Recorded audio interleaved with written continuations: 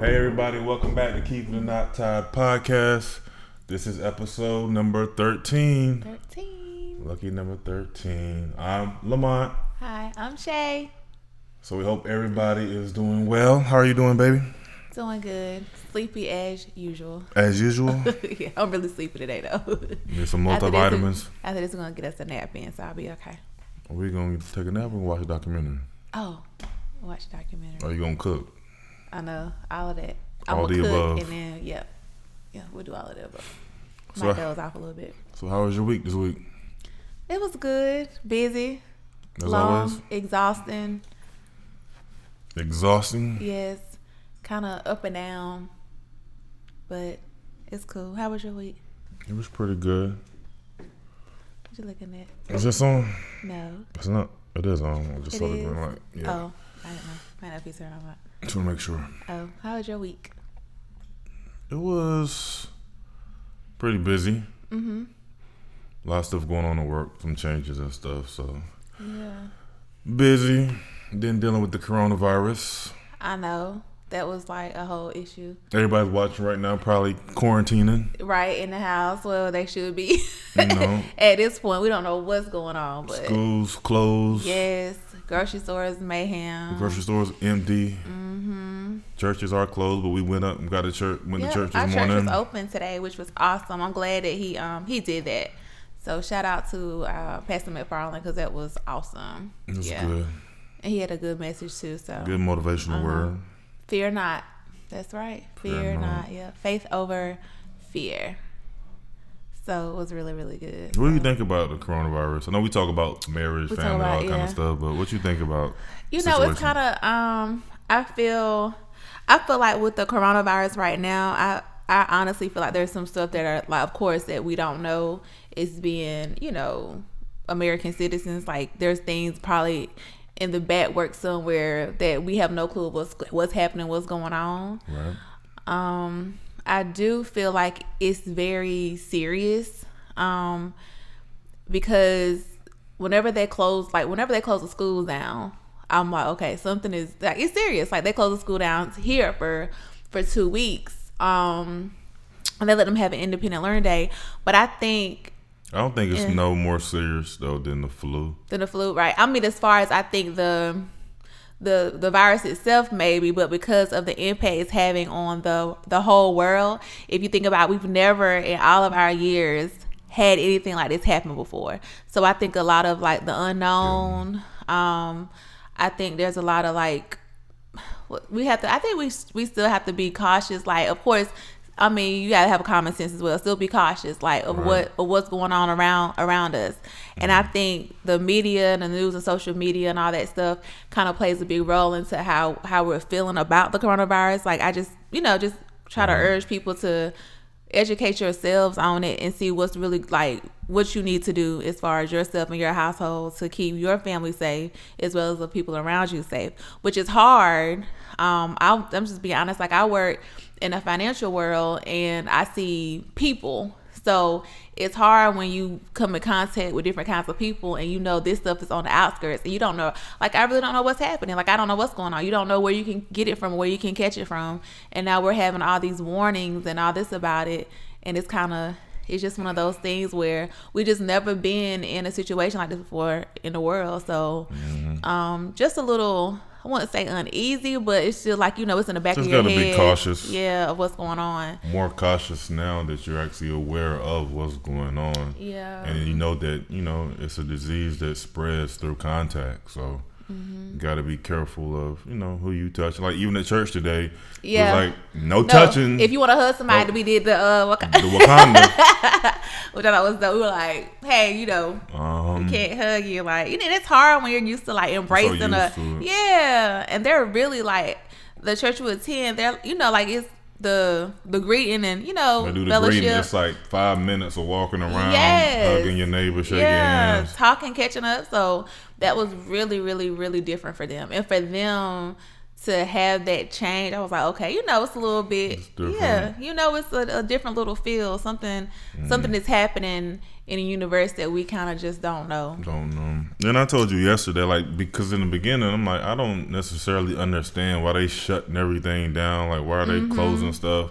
But they're trying to contain. And that's what I told you. Like, they're trying to contain everything. I talked to my mom. My mom was like, well, the biggest issue is they don't have a vaccine for it right now. Right. So it's something that they can't treat it. If we get 10,000 people with it in the United States, then how are we going to treat those 10,000 people? And then it's just going to continue to spread over and over again. So when she kind of said that to me, it made it make more sense to me because, like, you know, if they can't treat it, then it's just going to continue to spread. And then the hospitals, they can't support all those people coming into the hospital. So, you know, everybody listening, everybody watching, just do your best to, you know, keep your hands clean. Yeah, wash your hands. Make sure that your children also know the risks and benefits as well. Because I think our kids too, they know they're closed for school, but they really think it's like they're like, it's terrible, like it's bad. In their minds, they're thinking like, gosh, like what is this thing? Like what is this virus? Like they're nervous themselves as being children. Right. So I'm telling them, like I saw Abel, he was putting his fingers in his mouth and I'm like, hey, don't do that. Be cautious of. I said, what's going on right now? What's happening in the world? Like what is it?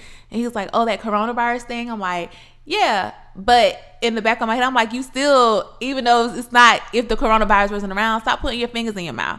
Like you're 12 years old, like don't do that. So just to be mindful for them as well, like washing your hands. Yeah, I bite my nails, so I'm conscious of it at times. You know, you want to touch your, you know, because I wear glasses, so I'm always like touching my face with my glasses or going up under my eye, rubbing my eyes. So I tend to do that a lot. So I'm trying to, you know, be mindful of what I'm doing and where I'm putting my hands, and you know, it's just things you just never thought about before. Right. But you know, they said it's been around for a minute. We just didn't know about the coronavirus. They said it was like 10 years ago. It's been around a while. You know, my mom told me today, Uncle Mars was like, man, you probably already had it before and didn't even know it. Like, but that's weird to me. If it was here 10 years ago, why didn't it spread then? What like stopped as quickly as it's doing now? I don't. And that's like, is there strands of it, like how they do with the flu? Is there different strands of the coronavirus? Does somebody really have the cure already and they can treat it? Mm-hmm. But now, you know, this is... Was it really worked up in a laboratory? Now they want to make a profit off of it. They're trying to figure out how to make money. How to make the most money off of it. To inject people with stuff again, like they do with the flu vaccine. And like I was telling you, I said, you know, the flu vaccine, before people were getting it left and right. I think now a lot of people don't get the flu vaccine as they did before, just for their own personal reasons. I don't get the flu shot. Reason being is because when I got it, I got super sick. I have never been that sick for my life. So I was like, you know what? I'm done with it. And ever since then, it only covers a particular strain. Right. So I'm like, what's the point of me doing it anyway? Like, for what? Yeah. So I've been fine personally myself, but I can't speak on behalf of everybody else. Like, some people are advocates for getting the vaccine. So, you know, do your thing. But I, you know, personally, I don't get them. I don't know what you're injecting inside of me. I don't know what it is. No telling. I don't know. Sicker. So. And then too, I saw something posted just not too long ago, whereas, you know, like people are buying all this toilet tissue and stuff. Yeah, buying all this stuff. I don't know what the correlation is with the toilet tissue. I'm still trying to figure that out. If you look at, like, they had a picture of the toilet tissue aisle and they had a picture of like the vitamin aisle, like. Take care of your immune system. You're so focused on buy yourself some volume, buy some vitamins, buy some stuff that can stimulate or build up your immune system. You know, I be on it with the kids. Like, you know, I'm on point. Yeah, on top of that.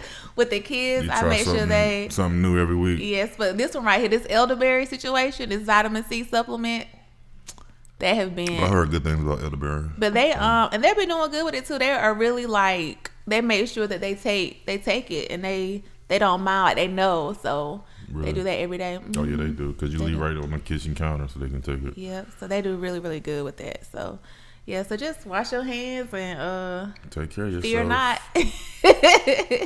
Stay positive about it. But I just don't know anybody personally impacted by it. But you know, at one point in time, they was like, "Hey, ain't no black people got it." Right? They did say that. Like, oh, this Bellman. Then my man from the NBA got it. I'm like, oh man, dispelled that so rumor. Messed it up for everybody. Yeah, I heard it. So I was like, oh, okay, we know. We good. Then. Yeah, we good out here. We move differently now. Like, oh Lord. Yep, gotta be and careful. People hurt. Like, And my thing is too, somebody had said this, whenever you go, because I know, like, I didn't have time to go to the grocery store. Like, I worked 6 days straight. I would have been super busy as always. And I do my little Instacart thing. I love Instacart. So I was doing Instacart, and I was, talking to the shopper, and she was basically saying, like, there's hardly anything left on the shelves. Like, there's nothing. And my thought process is, and I also saw this one lady, she said she really needed diapers for her baby, and she couldn't find diapers anywhere. She went to 4 different stores, and then she finally found some diapers. And she said she went to one store, and she saw a lady had like 4 big boxes of diapers in her cart. So I know that we are trying to prepare. I'm thinking like, I'm thinking about myself, but at the end of the day, like, we have to kind of be there for one another. Like, if you see 10 boxes of diapers on the shelf, don't get all 10 of them. Get like 2 or 3 of them, and leave it for the person coming behind you, because somebody else coming behind you has that same need. That's a necessity for them as well. Right. So don't be so, selfish, caught up in and getting everything for your household. And I see, you gotta look out for your household. I get that part, but also think about the other people that's coming behind you that need the same thing that you need, and really, really legit need it. You probably got 10 more pets at the house, you just trying to get them all up, so just be mindful of things like that. I think just kind of so we can ration it out, because I think at this point in the United States, like, we all in the same boat. Like, we don't know what's happening, like, we have no clue. So just wash your hands, stay prayed up. We say covered by the blood. Those flight prices too. I said, Lamont, look, my birthday is coming up. Like, we could do a quick little day trip real quick, somewhere real fast. He was like, "No, I'm good all day. I don't want to fool with it. I want to make it back home." You get stuck that's somewhere. My thing. Like getting somewhere, and then you don't know, like, right, at any moment something can shut down. Because right now they shut all the schools down. So it's like, okay. And then some people aren't able to work from home. Right. So the people aren't able to work from home. I think they're doing like too for the kids, giving them meals, which I think is awesome, because every kid, may not have the what's the word I'm looking for? Don't have the means to get the food or whatever. Right, like their parents may not be able to, a lot of single parents, or some parents is trying to live paycheck to paycheck. They weren't expecting for their kids to be out of school for 2 weeks. That, they hit your pockets, especially we have 3 kids. They're eating breakfast, they want a snack, 2 snacks in between lunch, another snack, and a snack after that, and then some dinner, and then you still want a snack, and then you're drinking in between. So that's a lot of food. Food be going in one day. Yeah, so you're piling up, trying to stockpiling all this stuff, and then they're like, okay, I want more snacks. I want more food. Where's the good snacks at? So they're doing like meals for the kids here in our county that we reside, which is really, really good. So I'm happy that they're doing that for the kids that really need that, need those meals, and they're doing it for free for them. So that's major, because some kids just don't. They got the money anyway. They would have to do it if it was a regular school day anyway. Exactly. So might as well give it out. Go ahead and give it to those kids that really, really need it. Yeah. Right. All right, baby. Well, you ready to jump to these topics? Yes. I've had all the good topics the past 2 weeks, so I'll let you start off today. Okay. See what you bring to the table. Like, so I was okay. So like the coronavirus, I think everybody's kind of like, I wouldn't say stressed or fearful, but a little up in arms, a little uneasy about it, right? So in our years of like marriage and being parents and stuff, what was your scariest moment of us? Like why we not viruses, just in general. Like what would you say was like your scariest moment of being a husband or a daddy? I mean, that's easy when you had your situation. Oh, at the Trice. Yeah. And you had your seizure. I guess for the people who don't know, I won't tell the whole story because it would be a long story. Right. But Shay was dealing with something called postpartum eclampsia. Yes. After she gave birth to Trice, our third son. Exactly 1 week after. Exactly 1 week. Yep. So we left. Everything was fine, normal in the hospital. We left maybe 2 or 3 days afterwards. It was a regular. I was just in labor with him for a long time, but it was your longest labor. But like I said, everything was fine. They discharged us and everything like normal. We was home for a few days after that, and I know you started feeling bad. And I know you had like a real bad headache or whatnot. And I'm just speaking about the particular day where the incident had happened. Your mom was here and everything because she was gonna stay with like a month or something. Was it a month or a week? She was just staying for like 2 weeks. Okay, she was staying with for a little while to help us with the baby. And I just remember you feeling real bad. I'm like, okay, if you really feel that bad, call the doctor, see if you can make an appointment, and we can go. And you had called the doctor, and they didn't have anything for that day, but you had made an appointment for the next morning, like around 8:30 or 9 o'clock in the morning. The next morning, I was like, okay, man. Well, I told you just kind of get some rest. I was trying to leave you alone. I was like, she ain't feeling good. I'm gonna let her get some rest. I was in the room watching TV in our bonus room or whatever. I know you remember you came and you laid on the bed, and then you came to me and said, "Hey, baby, can you lay with me for a little while or something?" And I'm like, okay. I was watching something, and I probably after 10, 15 minutes, I said, let me just go ahead and go back there. And I went back there. I think I went back to the bathroom. You were laying on the bed. I think when I came out the bathroom, at that point, you was having a seizure. And I've never seen anybody have a seizure. I mean, I've seen it on TV before, the movies and stuff, but I never actually seen it in person. And so that was kind of like I ain't gonna say it was a panic mode, but it was like, oh my gosh, what in the world? What can I do? My mind's racing. I don't know what to do at a particular time. I'm yelling to your mom. Your mom is downstairs. Like, Mom, Sheas having a seizure. Like, call 911, or something. And so I think I ended up calling 911. She came up, and she was looking. I think she kind of grabbed you. And when I called 911, and so they send the ambulance down. So within the time of the ambulance coming, you end up having another seizure. So you had like two, kind of like back to back. Yeah. And throughout the process, you had bit your tongue. And you was out of it. Even after the first one, you was just in a daze. You didn't really know what was going on. But your mouth was bleeding, and you like my tongue. But you didn't really know what was going on. And so then the ambulance came. They got you. And when we were putting you in the actual in the ambulance, you started having another one. So you'd had 3 seizures at this point in time, probably within a 30 minutes time frame maybe. And so they took you to the hospital, and me, I don't know what's gonna happen. I'm just like, oh my, I don't even, your mind's thinking the worst. Like, I don't know if she's gonna live or what in the world's gonna happen. And so, you go to the hospital.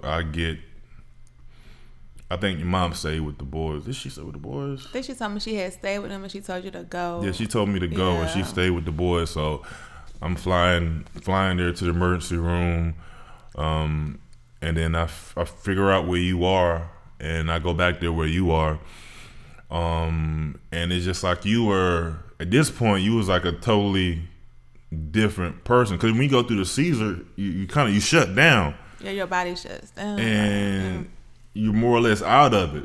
But when I get to the back, it's almost like you were kind of like wild. You was like out of control, and they couldn't like constrain you. They had like wraps around your arms tied to the bed, and you just like.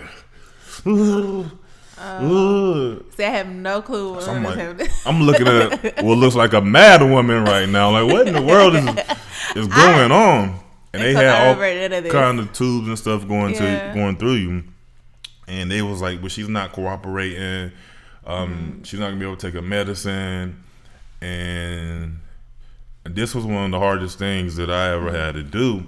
Because then they came to me, and it was like, we need to, because the way that she's acting, we need to put her on the breathing machine. And sedate her, right? And sedate her.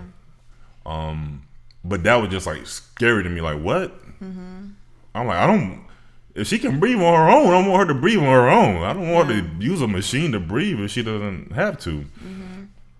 And he was like, well, it's not going to work out if we don't do this, because doctor was like, he's just fearful that you had like a tube in your mouth, and I guess that helps with the seizure in case you had another one, and it was going all the way down your throat, and he was like, the way she's acting, if she pulls this tube, it's gonna tear her throat apart or whatever.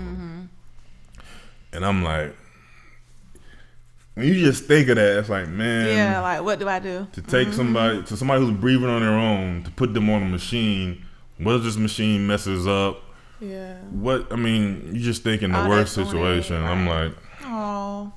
So I'm like, okay, man. I'm like, so I'm gonna go off of your recommendation. If you feel like the breathing machine is best, then let's go ahead and put her on the breathing machine, because I saw how wild you were. Yeah. And for a while, like, it was one nurse on this side holding you, was another nurse on this side. They was like, "Sir, can you help? Can you help?" I wonder why, like, how my body reacted like that. That's just I have no idea. Weird. And so, but yeah, that was just again, I said I try to keep it short, but that was longer than I want to go into detail. Yeah. But that whole process, and you was in the hospital for like a week. I was in it for a long time. Yeah. A long time. And again, you were like you were sedated, and then even with them sedating you, it only lasted like a little while. It didn't maybe last an hour, hour and a half. And I remember running into the lady like, "Hey, she's waking up," because you think like Incredible Hulk or something. You're ready to tear through. I'm like, "Hey, she's waking up. Hey, y'all need to give her some more medicine."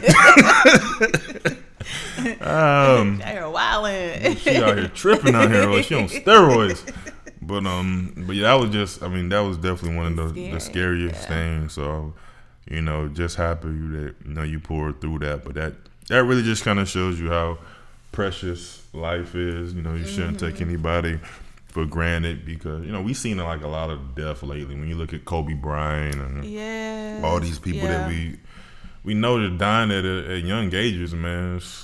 Life is precious, but it can be short at the same time. You never know when your time is going to be called. So, but that for me was definitely. That was scary. I mean, we had Trice having seizures and stuff. That was my scariest moment. I think as far as being a parent with, because Trice had a seizure, so he had like febrile seizures, which we didn't know that existed. But it's from where your child has a fever, and their fever, for some reason in their little body, their fever spikes in a matter of minutes. And he had one. He had one at the daycare one time. He was like not even. He was 1.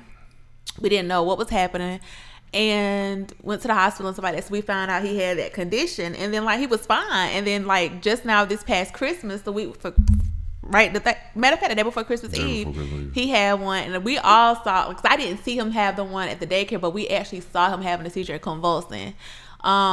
And we didn't know he was sick. Like, he wasn't acting sick. Like, he was, it was regular. So in a matter of probably like 45 minutes to an hour, he got a fever that just spiked, and he had a seizure. So just, that for me too was like, that was probably my scariest moment, is being a parent. Because like, I never, to see your kid having like a seizure and you don't know like where did it come from. Like, we both were like, well, he won't act sick. Like, what happened? And he was out of it. He was just like out of it afterwards. But like after, I guess because I had to do some research, because I never heard of postpartum eclampsia before, because it's rare. So it's like 1 in 99%. I was that 1% person that it happened to after giving childbirth a week later. So for me, because most people they have pre-eclampsia. Yep, they have pre-eclampsia, so they can kind of catch it beforehand. And what it's like your blood pressure. Your blood pressure, right? So you're like having, you're close to having like a stroke, basically like the stroke, like So I didn't know it existed at all until never heard of it. Had no issues with the other two. Had no symptoms during my pregnancy, so regular pregnancy, regular labor. So that was the scary part, like not knowing like what happened, like why did your body do that? But it's rare. That's when I realized, because I didn't know what was going on. Of course, like I had no clue. But then you remember I had came home, and like the next day I had to go back to the hospital again, because I had fluid around my lungs from where they had the tubes in me. And so then you remember we had to go back to the hospital. You had shortness of breath, because the doctor I could not breathe. If you have any problems breathing, come right back to the hospital. So we did have to come right back. The next day, I had fluids. So I was on like the cardio floor. Was it like cardiovascular or something floor? Was that what it's called? I don't know cardio floor, but I was on the heart floor. What was it? Oh man, for more days. I don't remember the different levels. Oh man, I'm trying to think. What was it? What are you talking about? Was it I don't know. It was something that they were monitoring, and it was so low. Is it like protein? No, not your protein. No, not protein. It had something to do with your blood. Oh, platelets. Because when you give birth, you lose a large amount of blood, and so with you losing so much blood during the pregnancy, I can't remember what it was, but let's just say your level is supposed to be at 1,000, whatever. Yours was at like 1,100. So you would, and he said if it would have got any lower, you would have went to cardiac arrest or whatever. That was just to me like, if we would have stayed home one more day or something, like, thank God that we came to the hospital when we did come. But that was crazy to me when he said that. I'm like, oh my gosh. That's why the favor of God is something serious. Yeah, yes, it is. Yeah. So that was the scariest, I think, for both of us, even though I didn't know what was going on. But, and I showed you that picture of yourself with the tubes and stuff. And I saw it one time, and after that, I didn't want to see it anymore. But I didn't even look like myself. And you remember whenever I had went back to the hospital after? Yeah, he looked at me, and I was like, why he looking at me like that? I was about to pop off because I had went back to the hospital because when I couldn't breathe. And Lamont was like, he said, is this? That's one of the guys. He said, is this? And so Lamont was like, he was one of the emergency responders when you got here. He looked at me. He was like, I'm sorry, you just look like a totally different person. I was like, that's her? And I was like, what? And Lamont was like, babe, we'll talk about it later. He said, but you look really bad when you came in here. I was like, oh, but he looked at me like I was a ghost. He was like, right. He looking at Lamont like, is this seen her? all your naked parts and everything, booby swinging, cootie cat out. He probably. I had no modesty. I just had a whole baby. You don't have no modesty, right? Like, no. But I don't know what. That's weird though. But thank God I'm here ever since. Yep, ever since I've been. Because I know you was worried about your blood pressure, and like I was around blood pressure and seizure. I had to go to like a neurologist and all that stuff. Not an epileptic or nothing, so don't have to worry about it. So been good ever since. But definitely that was definitely my scariest super moment. Scary. I feel you. And Trice was mine, so. Well, that's I just my want second. To ask you that. That's your second one too, yeah. That was scary. Because the scary thing about that, we just don't know. Even seeing the second one, the first one was just like strange because to me it took him a long time to recover. With Trice, the first one, being so playful, being so talkative, he wasn't talking at all for like 2 days. Like, and his face, like it was like looking at a zombie. He was. And I remember like trying to tickle him, trying to make him laugh. That's the scary part. Like a stone cold. I'm like, I remember talking to my boss. My boss almost broke down talking to him on the phone because he was just checking like, oh, is your baby boy, is he okay? And I'm like, yeah, he's fine. I said, but he's not himself right now. I said, he's not talking, he's not laughing, he's just staring at you with a stare, man. And I almost broke down saying it, but it took probably like 2 or 3 days for him to get back to normal. Because it's like the system, like the computer, like the reboot, like that's what they're saying. But he booted up faster last time. It was happened right before Christmas. It was faster. So. And I was just trying to. I think too, we kind of like we just didn't know like what to do, and I think too. Being because we had went home anyway, and just kind of being around, just making sure we gave him the medicine and just that support. Because his fever kept going up. It kept going up. Like we couldn't get his fever down. It would go up. Yep. We driving in the car, and he keep coughing. And we're like, is he all right? We gotta move. We gotta pull over. I'm like, Lamar, we probably should stay home an extra day to kind of till he got good, because it was scary. And the kids were super worried. Like Titus was. Is Trice okay? Yeah. Like, is he going to be okay? He's going to sleep. He's okay. I'm like, he got to get a nap in. Because even when we was driving to the hospital, he was like, keep him up. Like, don't let him go to sleep. We got to try to keep him up. on that drive to the hospital. So, but he just went to sleep. I said, Lamont, he's not trying to stay gone. up. His body was just. And I was just like, baby, just as long pay as he's attention to breathing, his pulse. As long as he's breathing, he'll be all right.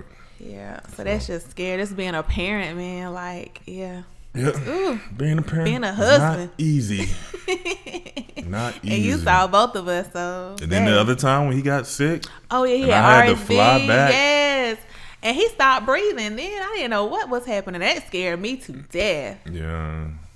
I was like, Trice, boy, you giving us the business. I had to do the whole CPR classes, everything. Yep, I had to do CPR, and I was trying to go. I didn't want to leave him by himself, but we was at the Children's Hospital in Atlanta at Elgerson. We were there for like a minute. He got like RSV, and it was crazy. He stopped breathing. They revived him at the daycare. Then we had to go to the hospital. And Lamont, I was by myself. Lamont was in Florida for training for his new job. But he had your boss was awesome. Was cool. Yeah, so then Lamont had to fly back up to come back to Georgia. I think it was the same day I flew down. It was the same day you got there. I had to fly right back. Had to come right back. And you got there like 12 o'clock at night. You got there late, about 11, 12 o'clock that night. You got there. Right. And yeah, but we had some Alyssa. Shout out to her, my sweetheart. I call her. She's my cousin, but she came and stayed some hours with me. So that helped me out a lot because I was going through it, boy. Yeah. Yes, I had to get somebody to get Abel and Titus, and it was crazy. So yeah, that's tough. Scary moments as a parent. I know, but hey. We keep it moving. So look, I saw this post. We're gonna switch gears a little bit. Okay. That 2 Chainz have put. Did you see that? Mm-mm. So it says, look. Okay, so I'm gonna read it. It says your partner brings you to a casino and gives you $50 to gamble with. Oh, I did. Did you see that? Mm-hmm. You win $100,000. How much do you give them? A, $50. Sorry, A, $50,000, B, $50, C, $1,000, or D, 0. What would your answer be? It says your partner? Your partner brings you to a casino and gives you $50. So like your spouse or your, significant other gives you $50 to gamble with. You win $100,000. How much do you give them? See, that's not a good question to ask. I think it's not because you my spouse. Because what's you gonna get it anyway. Right. So it'd be different if it was like my answer. A friend. Or something like that. So what would you do if it was your friend? Like say for instance me and Marcus or something. You and Marcus or Roger, somebody go out. Yeah, and I lose all my money, and then Marcus he's like, hey, here you go, Tom, to give you $50. Give you $50. Then I go ahead and ball out on that $50. So what would you give him? You probably say 0.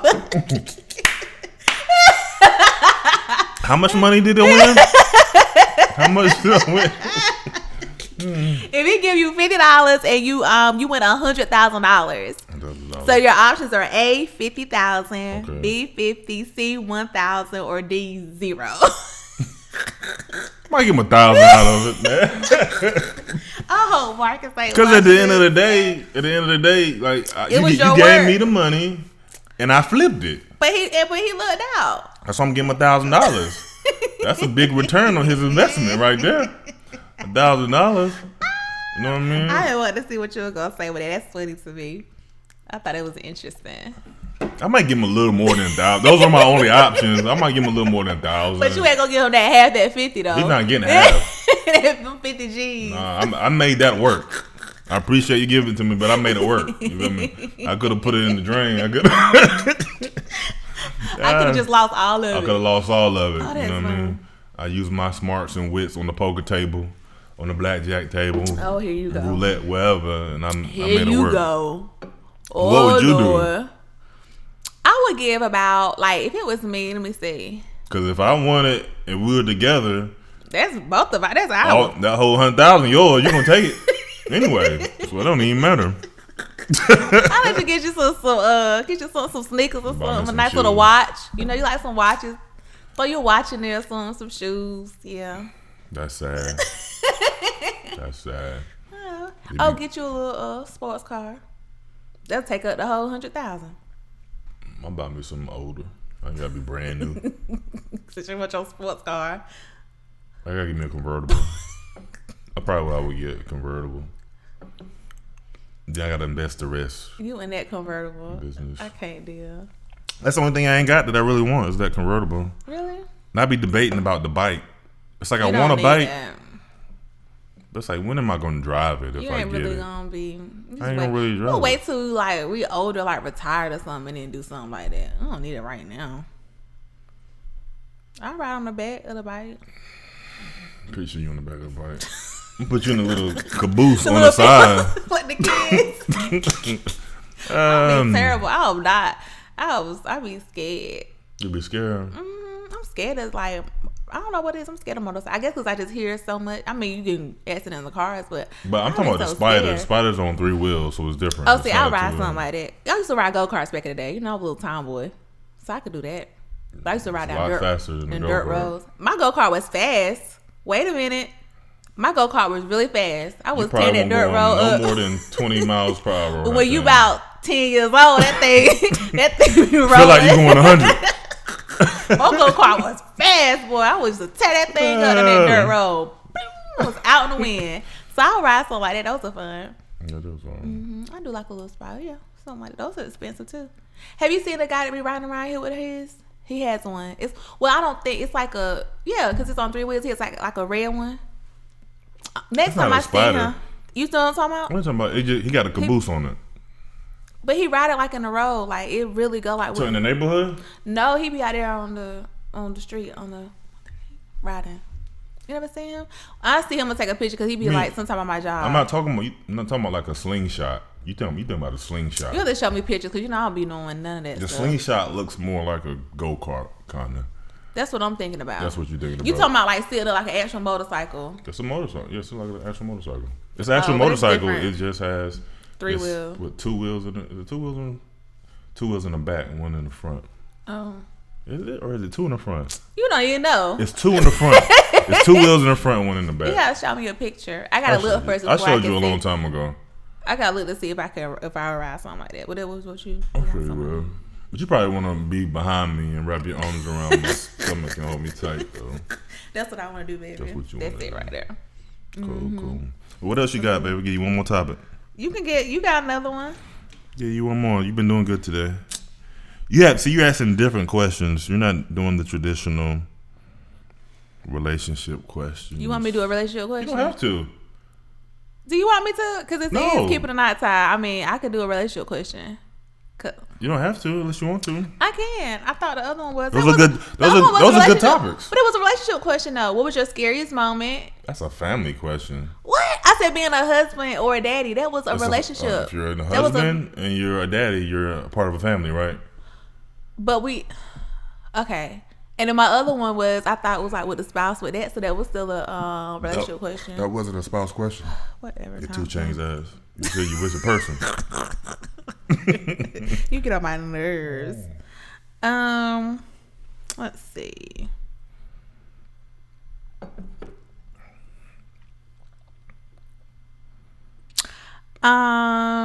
What have we ever talked about this? What? Okay, what's your favorite vacation that we've taken together? Have we always ask questions like that? Like, what's your favorite? What's your word? Well, what is? Okay, what you say? Why you be trying to get me with my questions though? You want me to ask the questions and then first you said I was doing good and I asked the question. Oh, now all of a sudden, why you asking questions like that? But I've been doing good for the past 2 questions. Oh my god! Because we want to ask some questions that the other people can relate to. You ask me stuff that are particular to us. Okay, I got one for you since you trying to be funny. I'm not trying to be funny. You trying to be funny.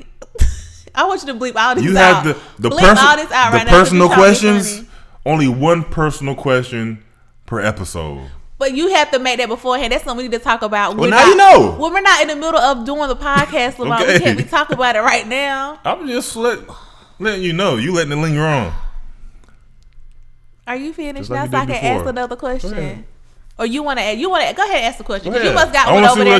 Because you're trying to be funny now. So you must got a question. What you got now? Baby, I got 30 questions saved in my phone. So I could go all day. Just go ahead. Okay, 30 questions saved in your phone. Okay. What's one positive change that our marriage has had on you? That's a good one. That's good. What's one positive change our marriage has had on you?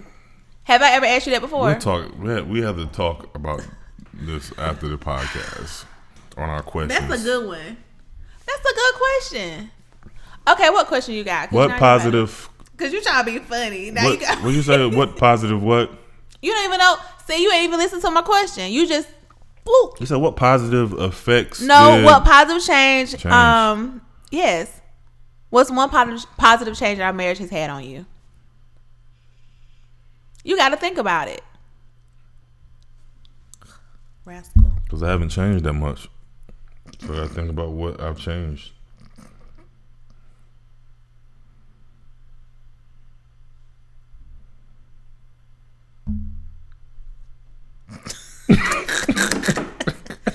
How many more minutes we got? Cause this right here, I cannot with you today right now at this moment. Our marriage has just made me more understanding. I'm more. Get your head off of your hip right now, cause you're making me mad. I'm more tentative, or attentive. Attentive to what? To your needs, your wants, and your desires. Oh, that's good. Okay, that was a good question. That was good. What do you mean? I don't want to make the podcast too long discussing it. Or do you want to discuss it? Mm-mm. Okay. I don't want to discuss it. We'll talk about it offline. Okay, we'll talk about it later. So you answered the same question. Mm-mm. And then we can go before we fight on this podcast. If I go cook my shrimp. I will ask, but I don't know. So I think what? With me, what positive change? I think with me, as far as I think my part is communication, understanding. That's the one thing with me, like being more understanding of like. Just the same thing I said. But that's the positive change for me. Because before, like I would be like shut down mode, and now I'm just not more. I think it's more so like being more understanding of like the situation. So like we get in an argument about the podcast topics. Mm-hmm. I know it's something we should have been talking about before, and not right now. So but sometimes you don't know something until it actually happens. Exactly. So then you address it. Offline. He'll rag himself. Get on my nerves. No, but one thing I noticed, I'm not sure if you noticed, is I feel like over the years, you've been able to adapt to me. Right? Like, I feel like there's times where growing up, when you would get mad at me, you got mad at me a lot. And then what happens when you get mad at me? You get mad. I don't get mad, but You always say you don't get mad, but you be low key. I don't. It's like, okay, if I know that you're mad at me, right, I'm gonna leave you alone. I'm not gonna talk to you. I'm not gonna bother you. I'm like, okay, she mad at me. Okay, then I'm gonna go in the other room. But that's not me. Huh? But I don't do that. I'm gonna be like in your face. Exactly. So, but by me doing that, by me going to the side, you feel like I'm mad at you. But no, I'm not mad at you. You're mad at me for something that you think I did, and so I'm giving you your space. But to you, that looks like I'm mad at you. Yeah. But I'm not. And we would get into these arguments. You would say that I'm mad at you. I'm like, I'm not mad. You got mad at me. Like, you always getting mad at me for something. But I feel like you would get mad at me for stuff to me that doesn't even, like, small stuff. Or you may feel it's small, but I probably felt like it. But it'll be something small. Like, this was one of our biggest issues too. What? Where you ask me to do something, and I'd be like, I don't care. You never give a direct answer though. But my thing is, when I say I don't care, you take I don't care as a no. I'm like, why are you taking I don't care as a no? You can take I don't care as a yes. So I say, okay, and you always, because I'm like, well, Ma, just give me a yes or a no. So like if I say, what's your you always say this phrase, and now the boys are saying it too, and it's getting annoying. And they say the same phrase that you say. God almighty, I got a whole brain freeze. But whenever you ask, like if I like it does, but you'll say like it don't matter, but it's not like what you want for dinner or what, like it don't matter. And then they said, when I asked Abel the other day, oh, it don't matter. But then if I get some, oh, I don't want that. See, I never done that. You can't put that on me. You can't put that on me. But you don't never say that you don't. If I ask you a question, you don't never like. It's not like a yes or no. It's a well, maybe, but we'll see. It's not like a yes. You know what I'm saying? Right. Like, can we? But that's my thing. Like, why don't you just say okay? But it really is a yes. Like, if I can't do something, I'm gonna be like, no. Lamont, you want to do this? No. So why don't you just say yes to the president? So we'll see. Like, Lamont, you want to go over here? Because I don't care. And that's my thing. It's not my idea. It's your idea. So if you ask me if I'm gonna do something, what do I say? I give you a yes or no answer, Nana. Yeah, probably. I'm gonna tear you up. But again, the whole point of me bringing this up is you now realize that's what you mean. Like he'll say, like you can say, yeah, I get, yeah. And that's so true. you adapted to that, and I think we've had less arguments. Yeah, that's true. Because I was like, okay, I know. So like, that's true. Because like now I kind of like you understand, starting to understand like your way of communication of like what you say. Yeah, exactly. So I be like, so if I say let's go here, let's do this. All right, well, we'll see, maybe. I know that's probably a yes. Probably, yeah. You're like, okay, well, we're going at 4 o'clock. We're going to go at 4 o'clock. And I have to give you, like with you, I have to say a time. We got to be ready, a time we leaving. Not just like, whoop, let's go right now. We got to plan that thing. So you've adapted, you've adjusted to my communication style. I'm glad you said communication style. That's what not your direct yes or no's. But you choose to take it as a no. I mean, you don't have to take it as a no. But then you're not going to do it anyway. But I've never not done it. That's the whole thing. You follow through with it, and it's a done deal.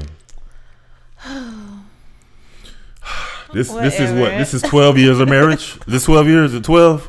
Or is it 11? Abel's 12. You answer that. It's 11 years. So this it's not. Abel's 12. So that means when May comes around, coming up, we'll be on 12. Yeah, exactly. May is 12. Yeah. See, you about to mess up already. I'm not, because I know we got married in 2008. We thank you for watching this episode of Keeping the Knot Tied podcast, episode 13. We hope you thoroughly enjoyed it as we discuss our marriage, our family, our life, and the coronavirus. Yes, wash your hands. Wash your hands. Wash your hands for 20 seconds. Well, Chunk says for 60 seconds. Count to 60, as my 4-year-old tells me. You have to count to 60. Is it 60 they do at school? Yeah, at school. 60. Hands be wrinkled. Mm-hmm. But hey, it works. So we appreciate you guys, as always. Can I stage it? And we're gonna offline. We're gonna discuss some of our topics. Discuss our topics. Our direction of the podcast, right? So that we can be on the same page, one accord, as a husband and a wife. Mm-hmm. I love you too. I love you, baby, and I appreciate everything you do. Same here. So rate, comment, subscribe, Spotify. Yes, YouTube, Apple Music. Yep. Keep the Knot Tied podcast. Follow it on Instagram too. Keep up to date with everything that's going on. It's not Keeping the Knot Tied podcast. I mean, it's Keeping the Knot Tied PS. Is it PS? It's Keeping _ Well, he's gonna have the little thing up. The _ tied. He'll have the little thing up here at the top of the screen, like on this side. Is it up here? Yep. Up here, he'll have the little thing. You'll see it. And I have to give a shameless plug to anybody who's watching. I just put out a documentary. Yeah, so you had a big week this week for my kids' football team, Woo! the Rockdale Falcons. It's a documentary on Amazon Prime called Rockdale Redemption. It's 11 episodes where it features the season that they had last year, as they go all the way from the beginning of the season workouts all the way to the playoffs. So you can see what it takes to be a youth football player and coach, parent, all the above. So anybody interested, you want their kids to play. Cause I'm a big advocate for the sport. I love the sport. I know that some people are apprehensive about the sport of football because of the injuries and things of that nature. But you can see in this documentary how the coaches, how they try to teach the kids the proper way of blocking, tackling, and things of that nature to eliminate those types of injuries. So again, I played football as a child when I was young, and I love the sport, and I love to see my kids play. It's a fun sport. You can let off a lot of emotion, a lot of energy in a positive way. So check it out. Again, Rockdale Redemption. And it's on Amazon Prime. He did awesome because Lamont worked on this for months. So A long time. Yeah, so I'm so proud of him. So happy for him. Like, just much success because it's really, really awesome docuseries. It's amazing. So, and I've seen how hard he actually worked on it. Like, just coming home, doing the editing, just trying to make sure he had to do closed caption, going back and forth with Amazon Prime, trying to get it on Amazon. Like, it was a whole thing just in the back, just looking at him working hard and just staying focused and not giving up. So it's really good. And he's getting great feedback. The parents are loving it. Coaches are loving it. I think it kind of gives everybody an insight because with being a parent, actually seeing something, you can see it differently through the eyes of whenever you actually do the documentary, so they can understand like maybe why they did this play or why they don't have this kid playing, or so they can kind of really realize or understand better what happened throughout the season. Yeah, throughout the whole season. So it's really good. So check that out. Rockdale Redemption. Yes, it's awesome. So again, thank you guys. Yes. Episode 13. It was a good one. I think it's a good one. So we'll see you next week. Yes. Episode 14. Yes. Wash your hands. Peace.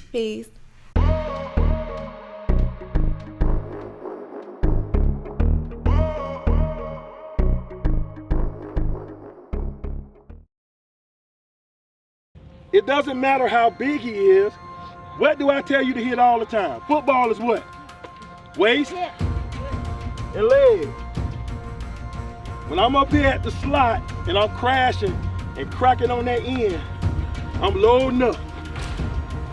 Bam, driving my shoulder pads and everything through his shoulders. Go through your gap. Stop going to the side, giving them the whole side to run to. Hey, that's what you're supposed to do. Come straight up with your arms. Down. Straight up with your arms. I better not see your knees on the ground. Up. Straight up. I see your knees on the ground. Down. Want to do about 20 more of these? We work hard out here. Come on. You're almost there. Finish strong. Do not stop. Finish strong. See your teammates? They waiting on you, baby. Run it out, boys. Go. He said you were running contact, AJ. He said you scared. Woo-woo. Oh! We're gonna find out real quick. You either gonna cry or you gonna dog somebody. You got this toe down, you got this back toe down, you bending your knees, and you ready to explode. All 3 minutes. Come on. I don't want to hear it. There we go. Kobe touchdown. Now we done got lazy, and now we playing little boy ball. Because we scared of contact. You don't want to get hit. There's somebody there, run him over. Point to your man. Is that simple enough? I bet not see another person get in the backfield again. You hear me? Unless they're on top of you. I think we have a bending defense, and then it eventually breaks. If we clear up them mistakes, we'll be off to the races, right? Y'all way better than this. Y'all can play like this every day. You hear me? Let's do it, man.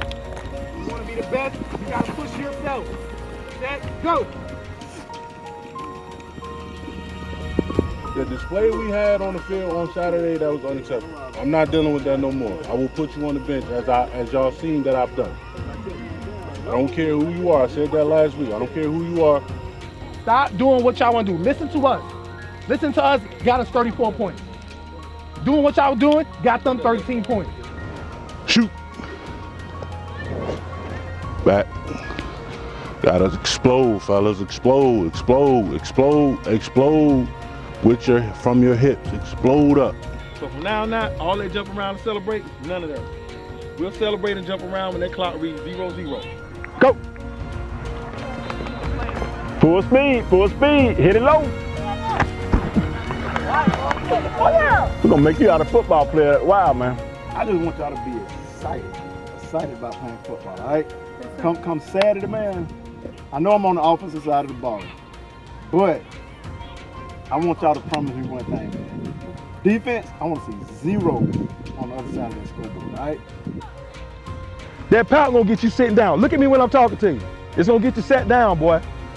I'm telling you, I know I've been away from you for a while, but you know how I am. We raising men out here.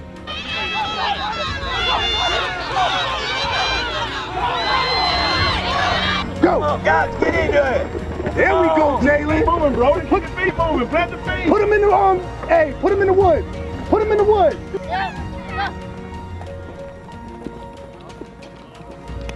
Every kid is not going to play every game. It's unfortunate that that's how it is, but every kid is not going to play every game. Every kid is not going to get significant time. I want to beat the piss out of everybody in this league. For disrespect, and at the same time, just to make a statement about what Rockdale all about. You gonna show them. Look at the ball, and when they do this, you know it might get unsnapped. So I need you to fire off. Look at the ball and fire off.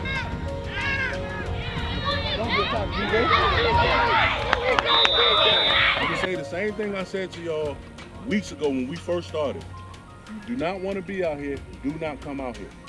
Do not waste my time or these other coaches' time because you don't want to be out here and you don't want to put in the work to be out here. Y'all understand? Sure.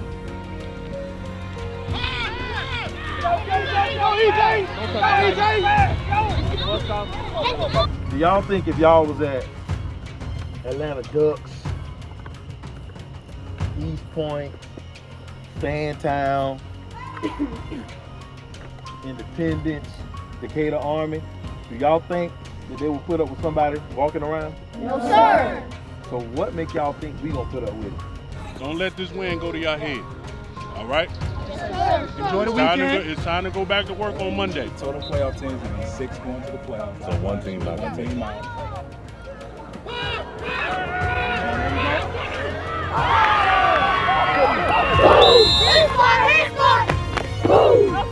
And then we hit the finish line! And then we hit the finish line! And then we hit the finish line! All night long! All night long! Stay tuned this season